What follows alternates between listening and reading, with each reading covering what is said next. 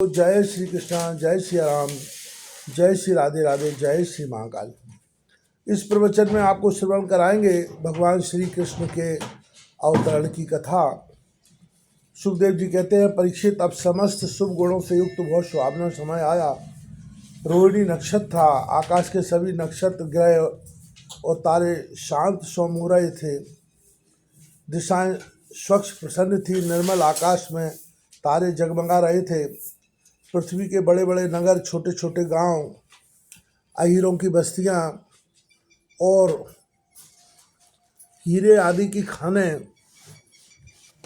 मंगलमय हो रही थी। नदियों का जल निर्मल हो गया था। रात्रि के समय भी सरोवरों में कमल खिल रहे थे।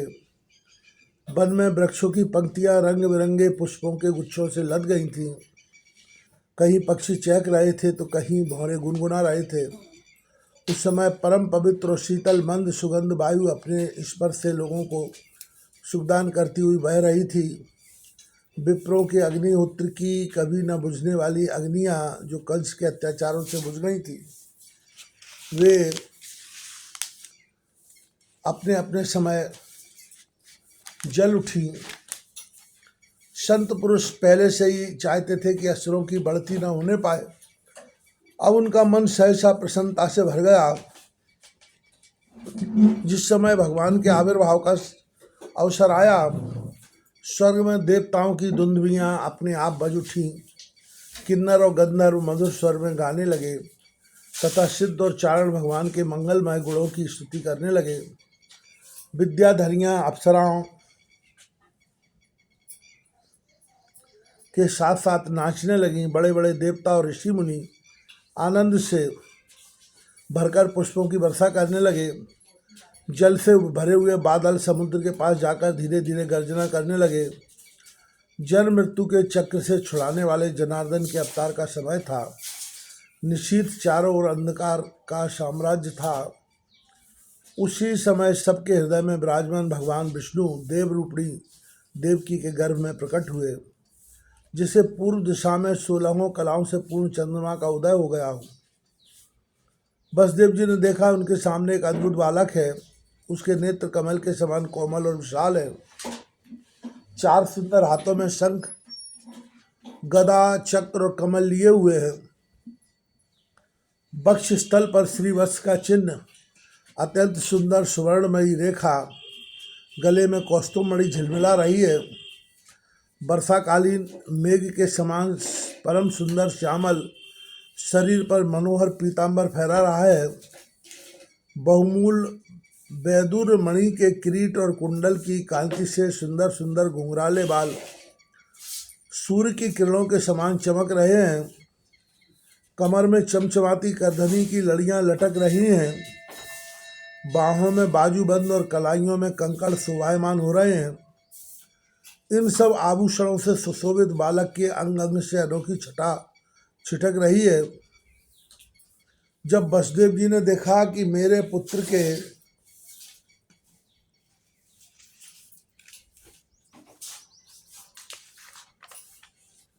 रूप में स्वयं भगवान ही है,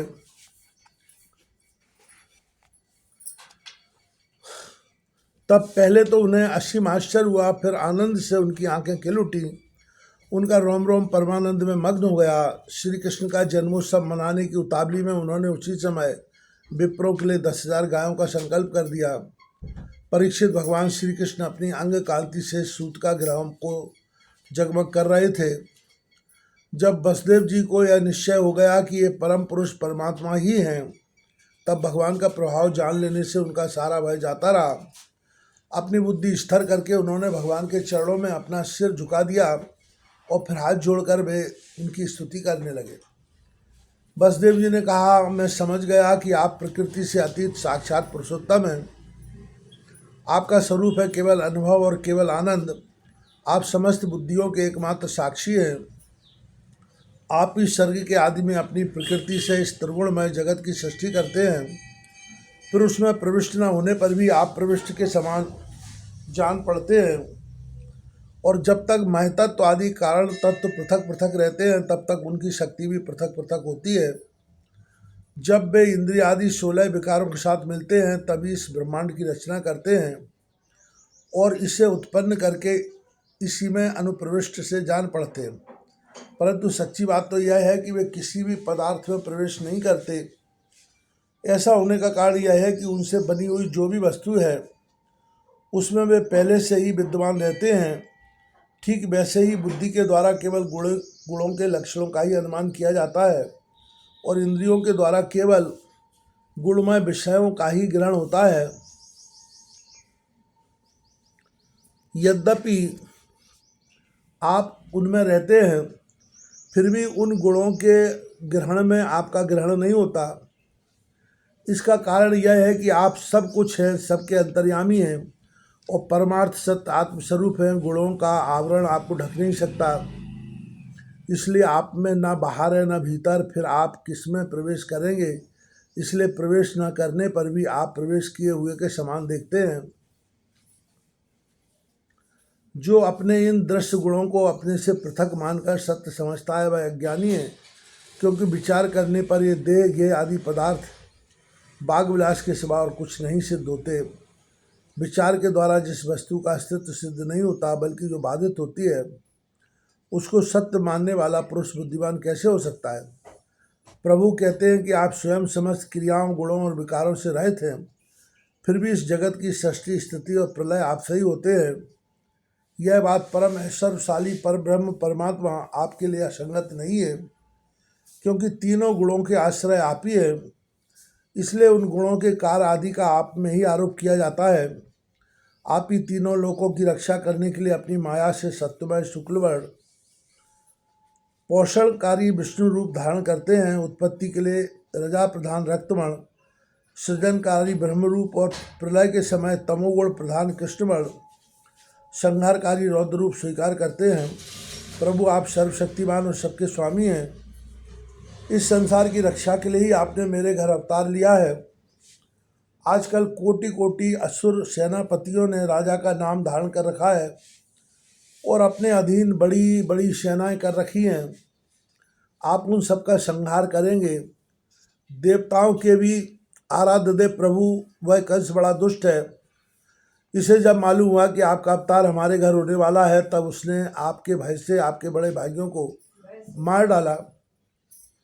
अभी उसके दूत आपके अवतार का समाचार उसे सुनाएंगे और वह अभी अभी हाथ में शस्त्र लेकर दौड़ आएगा।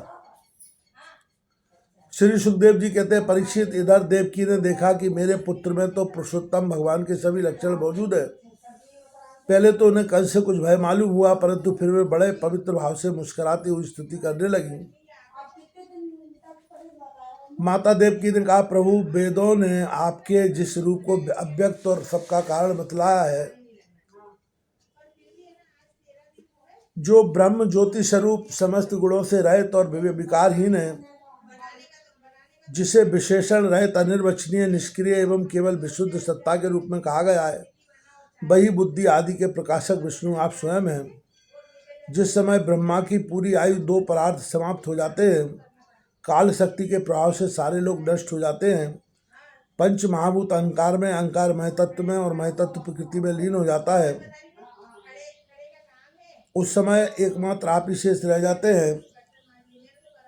इसी से आपका नाम शेष भी है। प्रकृति के एकमात्र सहायक प्रभु निमेष से लेकर वर्ष पर्यंत अनेक विभागों में विभक्त जो काल है, जिसकी चेष्टा से यह संपूर्ण विश्व सचेष्ट हो रहा है और जिसकी कोई सीमा नहीं है, वह आपकी लीला मात्र है। आप सर्वशक्तिमान और परम कल्याण के आश्रय है। मैं आपकी शरण लेती हूँ। प्रभु, यह जीव मृत्युग्रस्त हो रहा है। यह मृत्यु रूप कराल ब्याल से भयभीत होकर संपूर्ण लोकांतर में भटकता रहा है, परंतु इसे कभी कहीं भी ऐसा स्थान न मिल सका जहाँ यह निर्भय होकर रहे। आज बड़े भाग्य से इसे आपके चरणार बिंदों की शरण मिल गई है, अतः अब यह स्वस्थ होकर सुख की नींद सो रहा है। औरों की तो बात ही क्या है, स्वयं मृत्यु भी इससे भयभीत होकर भाग गई है। प्रभु आप हैं भक्त भय हारी और हम लोग इस दुष्ट कंस से बहुत ही भयभीत हैं, अतः आप हमारी रक्षा कीजिए। आपका यह चतुर्भुज दिव्य रूप ध्यान की वस्तु है। उसे केवल मांस मज्जा में शरीर पर ही दृष्टि रखने वाले देहाभिमानी पुरुषों के सामने प्रकट मत कीजिए। मधुसूदन, इस पापी कंस को यह बात मालूम ना हो कि आपका जन्म मेरे गर्भ से हुआ है। मेरा धैर्य टूट रहा है, आपके लिए मैं कंस से बहुत डर रही हूँ। विश्वात्मन, आपका यह रूप अलौकिक है। आप शंख, चक्र, गदा और कमल की शोभा से युक्त अपना यह चतुर्भुज रूप छिपा लीजिए। प्रलय के समय आप इस संपूर्ण विश्व को अपने शरीर में वैसे ही स्वाभाविक रूप से धारण करते हैं जैसे कोई मनुष्य अपने शरीर में रहने वाले छिद्र रूप आकाश को। वही परम पुरुष परमात्मा आप मेरे गर्भवासी हुए, यह आपकी अद्भुत मनुष्य लीला नहीं तो और क्या है। भगवान ने कहा, देवी, स्वयंभू मनवंतर में तुम्हारा पहला जन्म हुआ था। उस समय तुम्हारा नाम था प्रश्नी और ये वसुदेव सुतपा नाम के प्रजापति थे। तुम दोनों के हृदय बड़े ही शुद्ध थे। जब ब्रह्मा जी ने तुम दोनों को संतान उत्पन्न करने की आज्ञा दी तब तुम लोगों ने इंद्रियों का दमन करके उत्कृष्ट तपस्या की। तुम दोनों ने वर्षा, वायु, घाम, शीत, उष्ण आदि काल के विभिन्न गुणों को सहन किया और प्राणायाम के द्वारा अपने मन के मैल धो डाले। तुम दोनों कभी सूखे पत्ते खा लेते और कभी हवा पीकर ही रह जाते। तुम्हारा चित्त बड़ा शांत था। इस प्रकार तुम लोगों ने मुझसे अभिष्ट वस्तु प्राप्त करने की इच्छा से मेरी आराधना की। मुझ में चित्त लगाकर ऐसा परम दुष्कर और घोर तप करते करते देवताओं के 12,000 वर्ष बीत गए। पूर्णमयी देवी, उस समय मैं तुम दोनों पर प्रसन्न हुआ क्योंकि तुम दोनों ने तपस्या, श्रद्धा और प्रेममयी भक्ति से अपने हृदय में नित्य निरंतर मेरी भावना की थी। उस समय तुम दोनों की अभिलाषा पूर्ण करने के लिए वर देने वालों का राजा मैं इसी रूप में तुम्हारे सामने प्रकट हुआ। जब मैंने कहा कि तुम्हारी जो इच्छा हो मुझसे मांग लो, तब तुम दोनों ने मेरे जैसा पुत्र मांगा। उस समय तक विषय भोग से तुम लोगों का कोई संबंध नहीं हुआ था। तुम्हारे कोई संतान भी न थी, इसलिए मेरी माया से मोहित होकर तुम दोनों ने मुझसे मोक्ष नहीं मांगा। तुम्हें मेरे जैसा पुत्र होने का वर प्राप्त हो गया और मैं वहां से चला गया। अब सफल मनोरथ होकर तुम लोग विषयों का भोग करने लगे।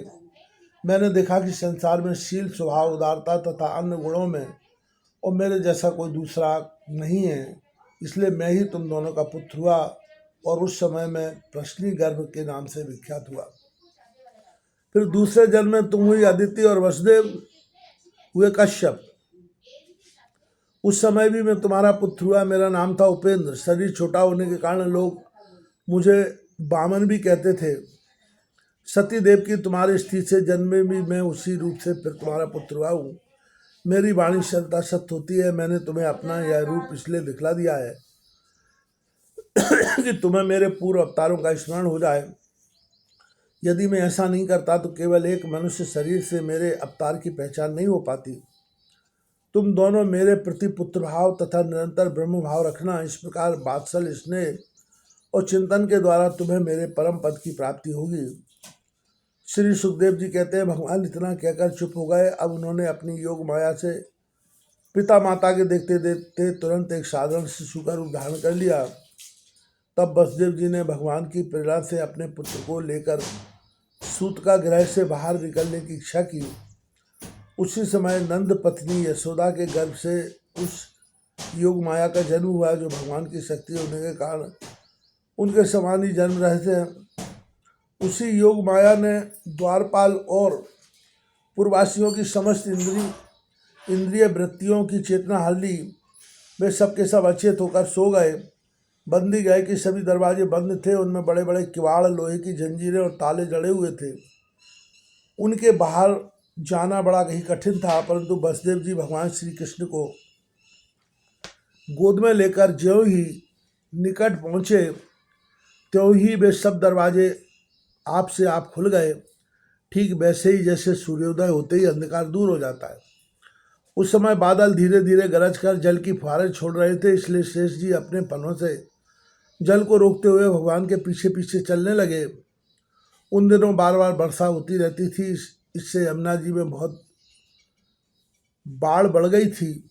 उसका प्रभाव गहरा और तेज हो गया था। तरल तरंगों के कारण जल पर फेनी फेन हो रहा था। सैकड़ों भयानक भंवर पड़ रहे थे। जैसे सीतापति भगवान श्री राम जी को समुद्र ने मार्ग दे दिया था, वैसे ही यमुना जी ने भगवान को मार्ग दे दिया।